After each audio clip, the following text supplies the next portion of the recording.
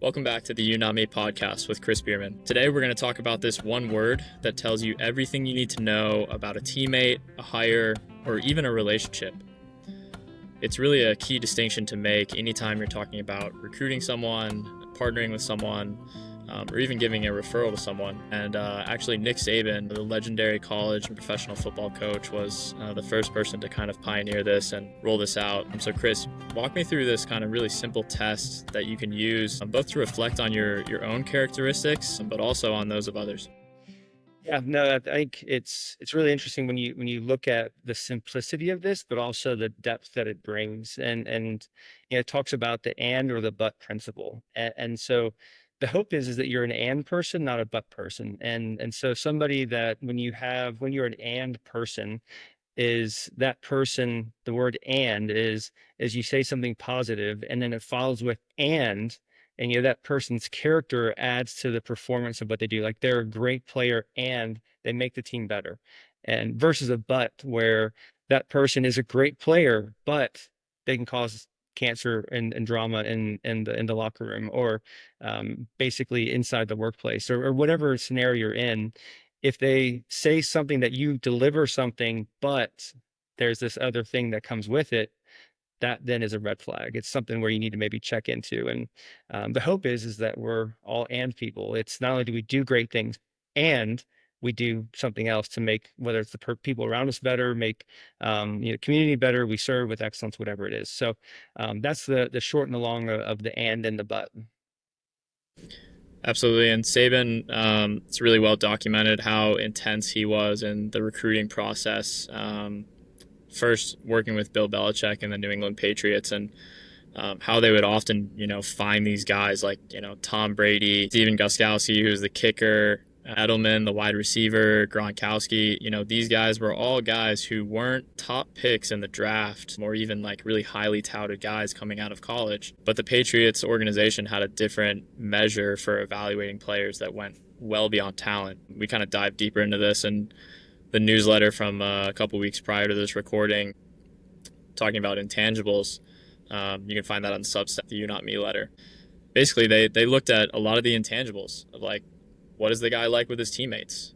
Is he process oriented? Does he have goals? Does he have discipline? And then obviously when Saban moved to Alabama, the recruiting process looks much different from, in the NFL. But at that point, he had something that he even called going 7 deep, which was just speaking to 7 different people within the recruit's sphere of relationships and just sphere of life, whether it be janitors at their high school or guidance counselors or teachers or even, people that were in their classes. And, they asked, how is this guy in class? To the janitors, like, hey, how does this guy treat you? Like, he's like a superstar on campus, but what's he like as a person?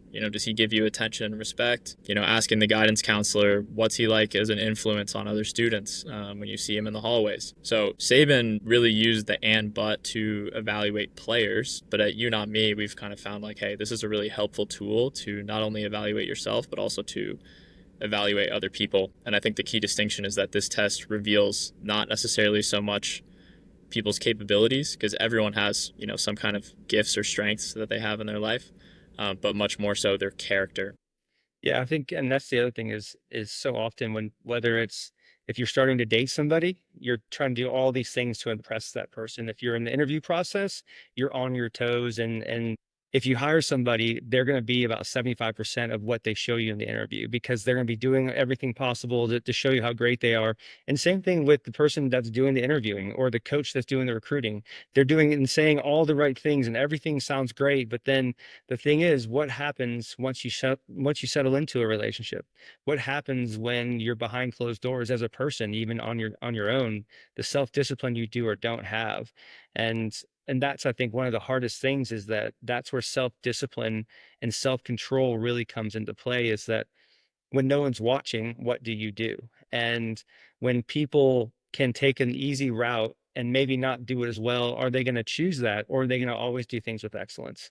And I think that's one of the great things when you look at some of the examples that we've even talked about, you and I. It's like, he's smart and a great teammate, or he's productive but hard to coach, or she delivers unbelievable results and lifts other people up, or she wins but she creates some drama in the locker room, or she creates drama with with teammates or colleagues, whatever it is. And so I think that's the biggest thing is I always, with companies, I always tell people hire for the heart. Make sure in the interview process, you find out, how do people think about other people? How do they treat, to your point, the janitor? When, if you're at a restaurant and you're having a lunch and you're interviewing a, a potential candidate, how do they treat the waiter? How do they treat the person that was at the host, stand and or hostess stand?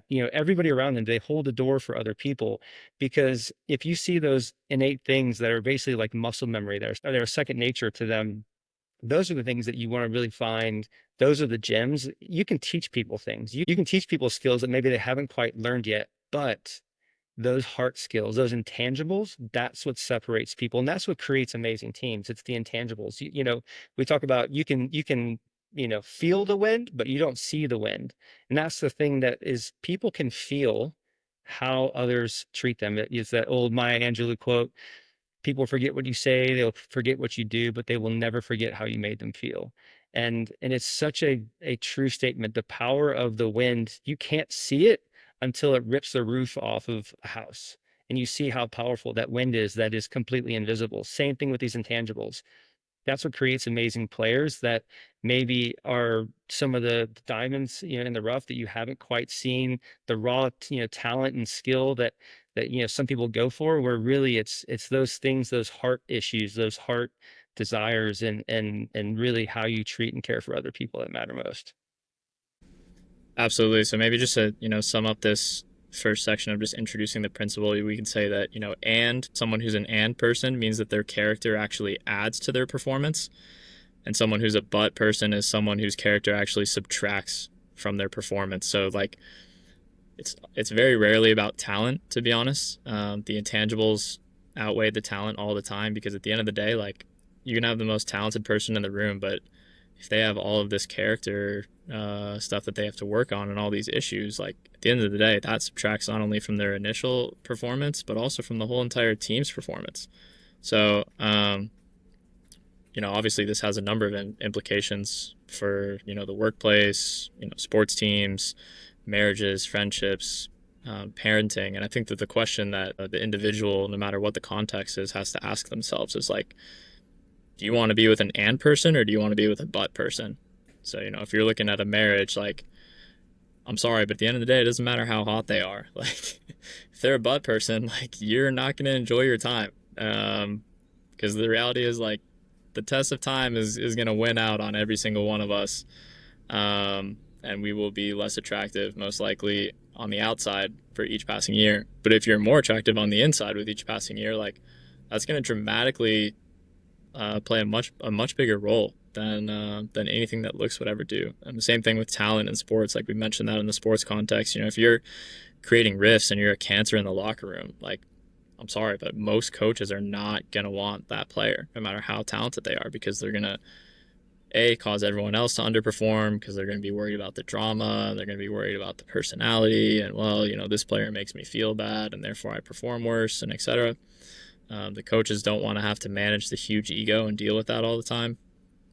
And even in the workplace, if you can't count on someone, if you say, well, they do great work, but it's not always done on time, well, then the great work doesn't even really matter that much, because it's not meeting deadlines. So who do you want on your side for the long run? Like, I think you want the and person. And one of the things that you look at is some of these, just take sports, for example. You see sports franchises that they see this player that has these ridiculous stats that comes on the market, and they spend tons of money to get him. And next thing you know, not only are they not performing as well as you hope, but they're actually pulling your team down, because they are that type of a, egotistical person, and ego in the locker room, that just, their pride just crushes everybody and turns people against each other. And it's unfortunate when we see people wanting to take the shortcut and saying, I'm going to spend a lot of money on somebody that delivers, but there's something else that comes with them, versus saying, I'm going to create a team that is surrounded by people that are humble. They work their tail off. They care deeply about other people, and they lift other people up. Like, those are the things that you truly want to, to have alongside you. And I've even heard, with coaches, a lot of times they talk about, if you were to rank players like A through F, and you have, A being the highest, and you have an A talent, with an A character, like, yes, absolutely, we want as many of those as possible, but it's rare to find that. And a lot of times they say, well, I would rather have a B talent and an A character versus an A talent and a B or a C character, because what happens is when things get hard, that character comes out and shows itself, and it crushes everybody around them, whether it's like, coming down on another player, or demeaning another colleague because they did something wrong, versus trying to say, hey, I know you didn't mean to do that, but let me help you so we can do it better next time as a team. And it's like truly caring about people. And that's why, I mean, again, hire for the heart, look for what really matters most in the long run. And to your point, I mean, my bald spot wasn't there when we got married. I've gotten uglier over time, but at the same time, the biggest and most important thing is I've tried to grow as a person and love my wife better over time, and grow as a man and and as a father and love my friends and my kids better over time, versus is going downhill, which is, again, the body is all, falling apart. Everything outside of us is trying to basically, tear us down. And the thing is our body is fighting against the environment around us. So if we're trying to grow and get better, and especially from the inside, that's the most important. For sure. I think you kind of sold yourself a little bit short there, though. I would say like your muscle mass has definitely gone up. I mean, you're definitely more jacked now than when you first got married. You got to be. I wish. I wish. It's been waves. So All right. Well, you're riding the wave right now. I'll tell you that. So if we look to connect this kind of to you, not me, and just apply this, we would really say that and people are people that live out and understand the you, not me mindset. But people are people who don't, and who live with a self-centeredness, who live out a me, not you mindset. What are maybe some of the key signs to look for, when you're looking for and people and for but people out in the world? What are some of those key markers? yeah, I mean, again, this is where the you know me mindset just is a simple reminder of putting first and foremost other people above themselves. And so the first one is they think of others. The next would be that they lead with humility. They leave, like, whenever something is to be done, they leave no stone unturned. They go the extra mile when something needs to be done. I remember there was a movie years ago, and it was about I think it was an Alabama football player, and it was actually a sad movie, but the heart of the player was unbelievable, because to your point, um, the coach that was recruiting him saw him after practice, when he knew nobody was watching, picking up trash that other people had left and cleaning up, and nobody told him to do it. He just saw the need around him. And back to, like, no stone being unturned. Like, can you look around and see the need of others around you, not just what you need? But those are the people that really are game changers. When they look at other people, how can I help them? And then, they serve and they give without needing any credit. They do it so that they, sometimes it's in a hidden way. Sometimes nobody ever knows what they did, but they didn't do it for any reason of, fame or credit or praise. They just really wanted to make somebody or something better around them. And also, they win people, and they bring people with them everywhere they go. They're always uniting. They're always winning hearts, and building deep relationships. Absolutely. And if you're looking to steer clear of, some of these people who are living more on the butt end of the spectrum, they're living out me, not you. What are some of the telltale signs of that kind of person in contrast with someone who's an and person living out you, not me? Yeah, again, I mean, it's just they put themselves above other people. It's ego over team. It's pride over growth. It's they want their name in lights. It's drama over peace. It's they're constantly creating issues wherever they go, and it's results without trust. It's making the outcome get there, but also, how did you do that? Like, was it in a way that was with a moral compass, to where you weren't breaking rules, you weren't doing something that was wrong, and that's the hardest thing. Is a lot of times when we hire people for a job or to be on our team, we're putting a lot of faith and trust in them as a person, because there are a lot of coaches that have been brought down because of players' poor actions. There are family names that have been tarnished because of people in the family making bad decisions. And so same thing with a sports team. I mean, you look at, I mean, whether, whatever sport it is, especially, in soccer, if you get a red card because you did something stupid, and you got ejected, you punish your team. Your team goes down a man. And so this is what happens, especially again back to, when you look at families and children. I mean, when a marriage is not being done well because people are only living for themselves, that is what often leads to divorce. And no child wants to be part of a divorced family. No, person, no two people go into a marriage thinking, hey, I want to get a divorce. It's always somehow the selfishness creeps in. And, again, whether it's trust is broken or the people only really care about themselves, eventually that shines through. And we see this all the time with and Hollywood or different places where people marry for looks and status and to grow their brand, but they really didn't look deeply into who the person was. The ones that do stand the test of time, it's because they looked at the heart first, but also they said, I'm going to forgive that person when they make a mistake. And I'm doing this for the long run. I'm united in a covenant, marriage with somebody to where the door is locked from the outside. I'm going to do everything to do the right thing, to honor and care for you and to serve you and to love you. And if I do something wrong, I want to fix it. I want to know what it is because that's the last thing that I want to do is hurt you or hurt my kids.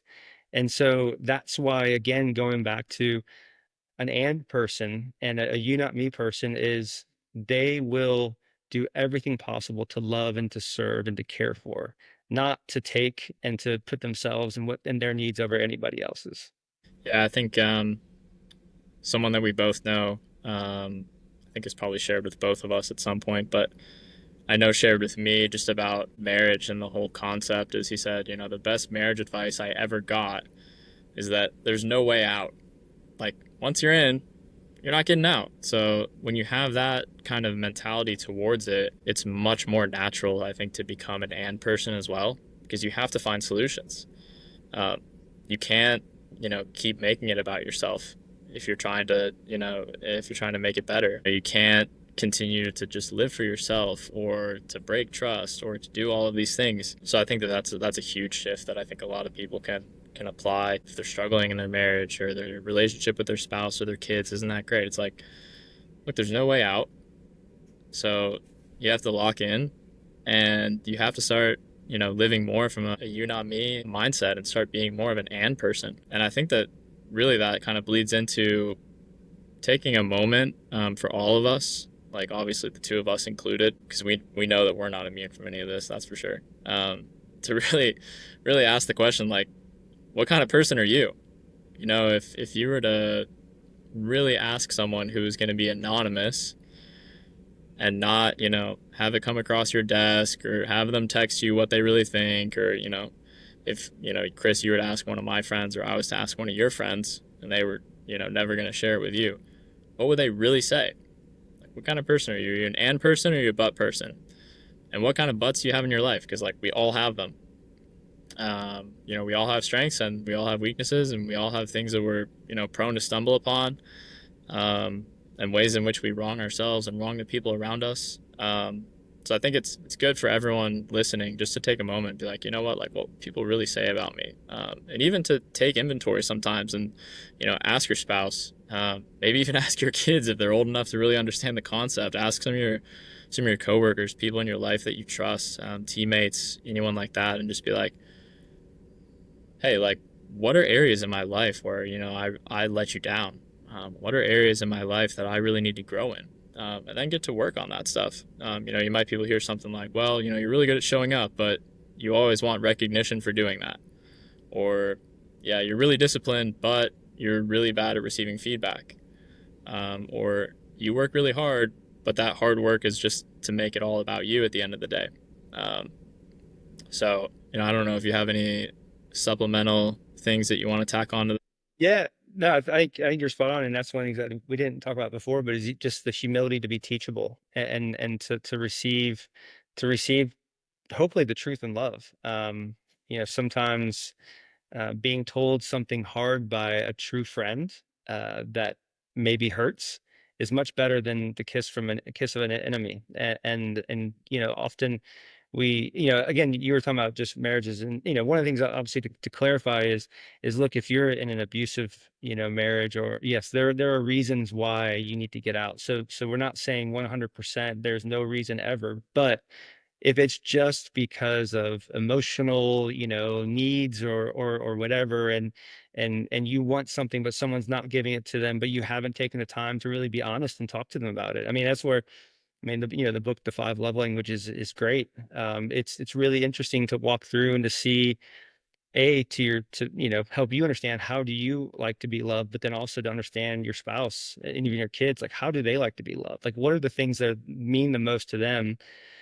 Because again, it's we often look from a myopic view and we think that our spouse likes to be loved the way we do, and it's not always the case, and that can cause some friction, and same thing with our kids. And I think one of the greatest things that I've learned is that being a parent is one of the best teachers I've ever had. Is the humility to ask forgiveness from a child.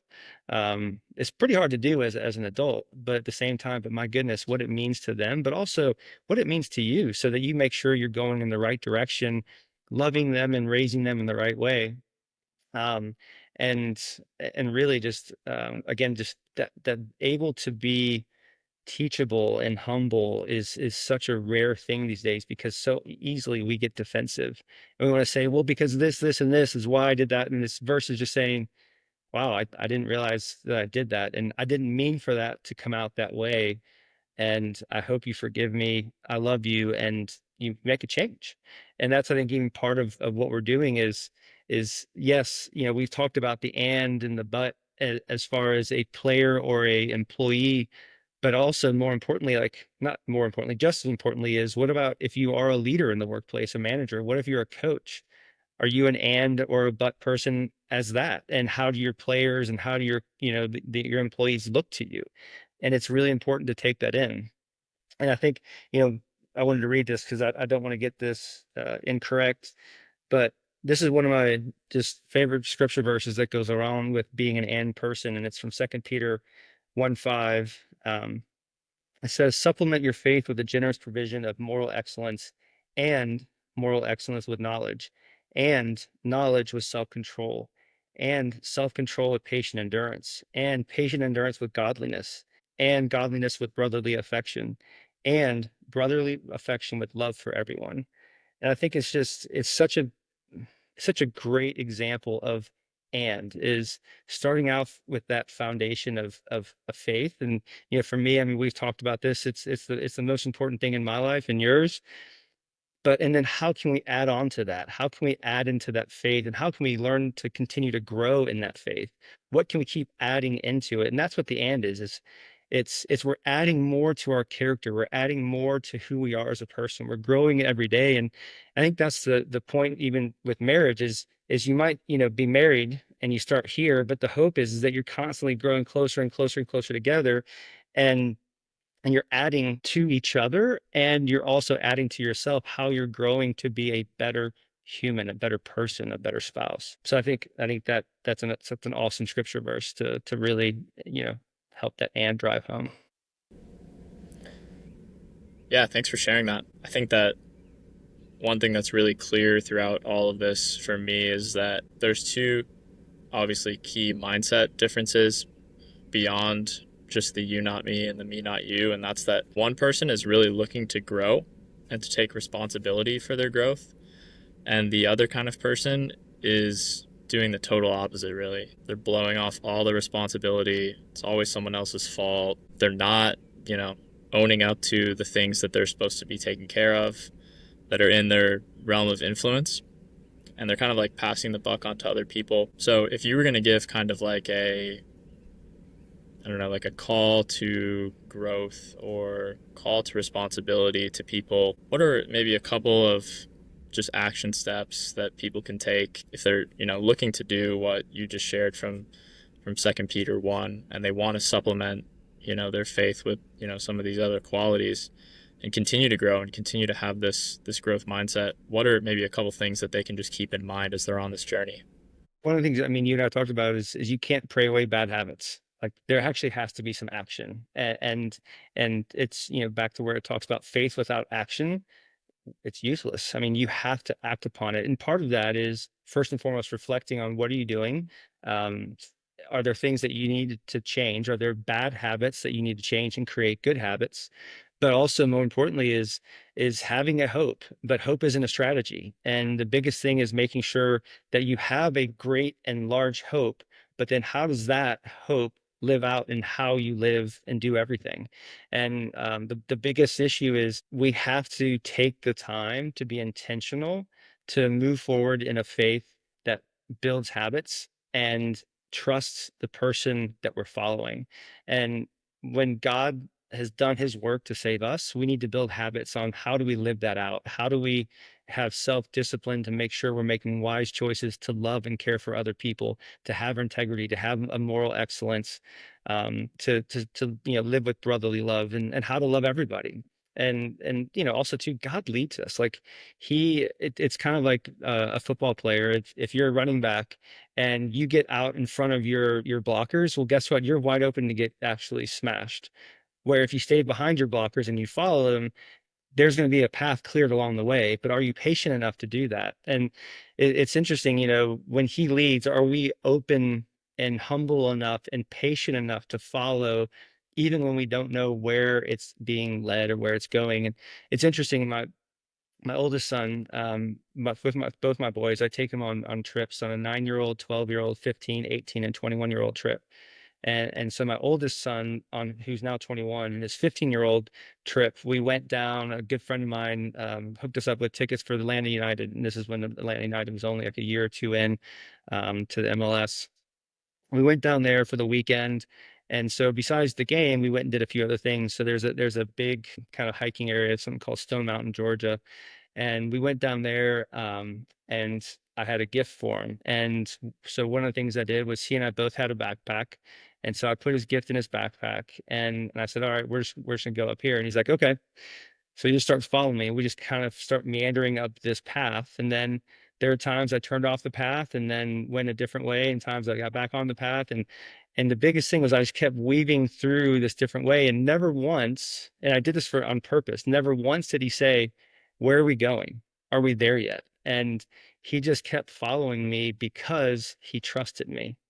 And we got to the top of that, and you get to this big mountain where, I mean, there's like the edge of, I mean, there's some big drop offs on that mountain, and never once did we stop and look over where he was in fear that I was going to push him off. Was he in fear that I was going to just shove him down or whatever? Like, he trusted and he knew how much I loved him and that he had no reason to question me. And I think that's one of the things, just even for me and faith, and I forget, which is again why we started all of this, is we need reminders as far as what matters most in life, because it's easy to think it's about finances or my job or having a plan for the future that I think is the right thing for me or my kids. And once we get slightly deviated, we freak out and we get anxious and we get angry, and we try to control everything. And the biggest thing is, can we just trust him because he's a good father that loves us, that's done so much that we could never do for ourselves? But just like my boys trust me, I need to trust him that way. And that's where, again, being an and person, being a great leader, having living with a you not me mindset, those are the people you can trust. Those are the people you want to get married to, is someone that says, I'm going to put you above my own needs, I'm going to serve you sacrificially and selflessly because I love you and I'm committed to you. And like that again goes back to the and that's what and people are, is they are the ones that truly make life worth living, to where you cannot get enough of those people in your life. Yeah, I think that story that you told about your son just gives a really kind of poignant image of that. And even, um, I love the thing about the running back trusting the blockers, because I think it's so key for just in, using the football analogy, for the running back to have, that relationship of trust with the O line, with the fullback, because, and I think sometimes the running back is usually like a pretty athletic guy, right? And they might show up to the training camp and be like, this guy's blocking for me. Like, geez, dude, look at this. It's like always some, like, if it's a fullback, right? It's always some like short and stodgy guy from the Midwest who's worked in a cornfield his whole life and only eaten a diet of meat and potatoes since he was like a year old. Um, but that guy knows what he's doing. You know, like there might be some times where you like question and you're like, man, like does he really know what he's doing? But he knows what he's doing. And the more that you trust, the more that the outcome's better, and the more that really it all makes sense at the end of the day. You know, it's like you said, sometimes you know it looks a lot different than what you planned out in your mind. But the most important thing is like follow, lead, trust, know that that person has a much better view than what you do. Because at the end of the day, like God has a infinitely greater amount of wisdom than anything that we can even fathom. Um, so I definitely want that person leading me and directing my life and establishing my steps much more than I want to be doing that myself with my own limited frame of view.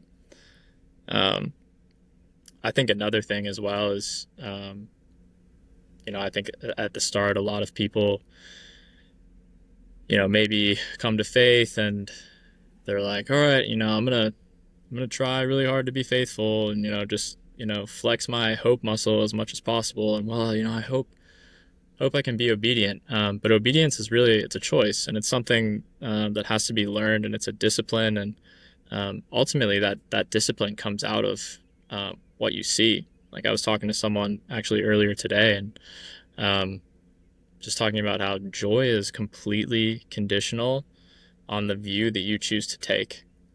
Um, like there's something that came out recently about people who live in third world countries experience suffering much less than people who live in first world countries, which is like obviously just ridiculous, right? Because their whole life in comparison to ours is suffering, in terms of things that we would consider as suffering. But their expectations are not nearly as high as ours. People in the West often have a very clear idea of how their life should go, and well, it should all work out perfect because that's what the world's told me, and my plans are the best. And you know, we have a real fairy tale vision as Westerners, but those people like don't really expect a whole lot other than to live their life and do the thing that they're doing. And for people that have been to third world countries, like they can obviously testify to that like real joy that people have.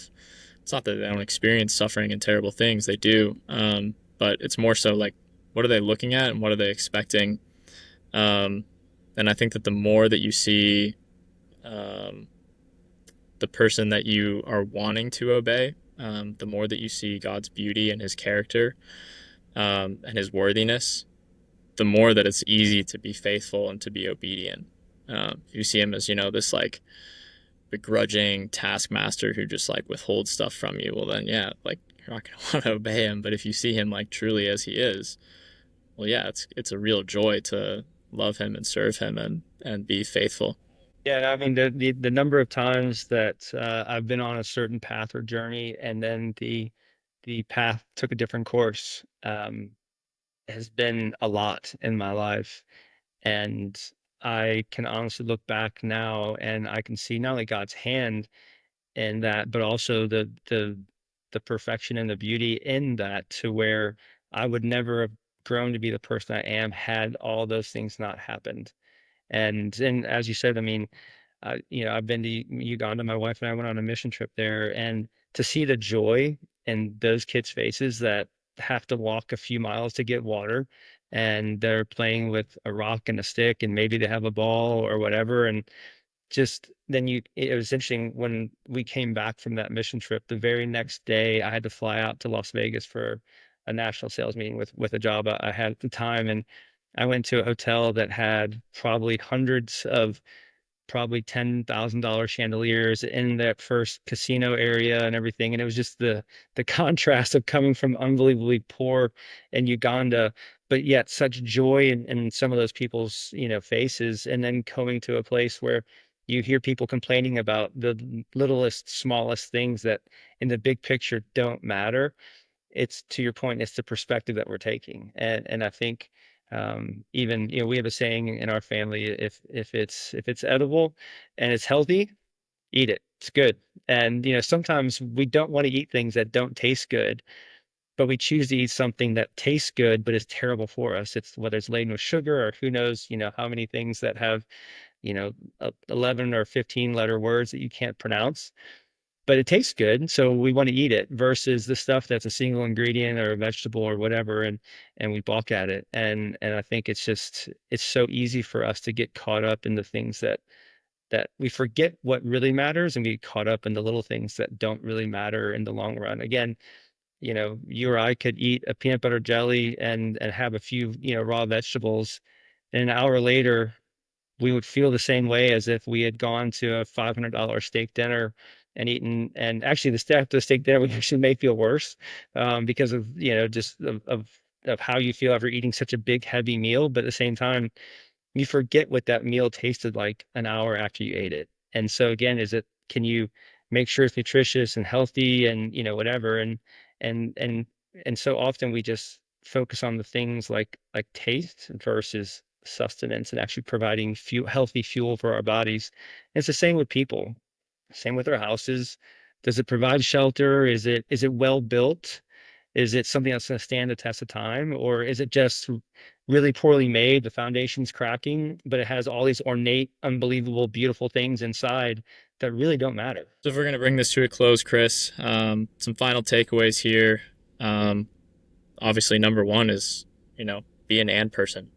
Can you be the person who's talented and humble? Can you be the person with really high standards who demands a lot from themselves and for others, but they have a soft and forgiving heart? Can you be the person who's very, very faithful to their family and their friends, yet they're still fruitful and productive in the workplace or, at their sports team or, whatever it might be that their hand finds to do?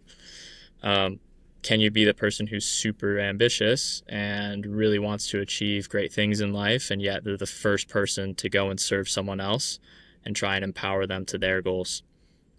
So to close, maybe if you can just give us maybe 2 or 3 action steps, um, just to serve as a reminder for someone who listens to this today and goes, you know what, I've been acting as a but person and I really want to start taking the steps to act as an and person. Yeah, I think it's really asking yourself a few questions. Is one is where am I honestly, where am I giving people a reason when asked about me or talked about me that they say, you know, but and where in my life am I not fully doing kind of like what you said, combining those things. I mean, the one that I just really love that you said is how can you be a person that has high standards and a soft heart? A lot of people think that those things are mutually exclusive, that if you have high standards, you can't be soft, you can't care about other people. And if you're soft, you don't have high standards. Well, no, it's like you can do both. You can demand excellence, but also it's kind of back to one thing where we know that sometimes there's something happening and behind closed doors that we don't know that's causing someone to act how they don't, or maybe someone's not able to live up to the standards they normally do because they're exhausted and stressed because of something that's happening. And so I think just asking yourself, okay, is there an area in my life where I'm doing excellent in one place, but something else is falling short?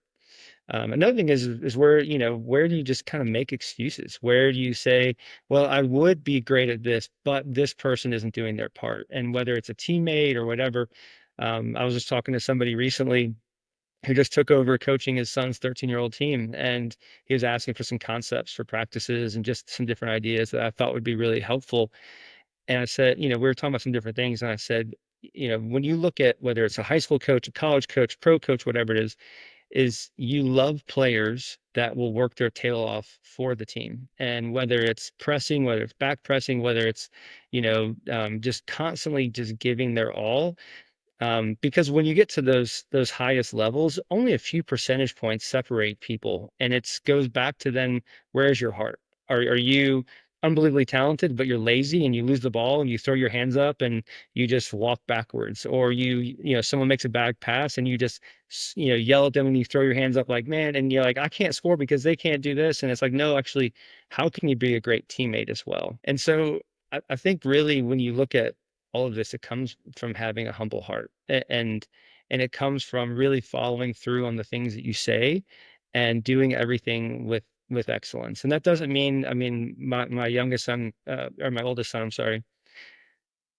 my oldest son would say, yeah, I can go train it myself, but guess what? I can train 8 or 10 hours a day. And I said, well, but you need to make sure you don't overtrain. So you need to make sure you're doing your all.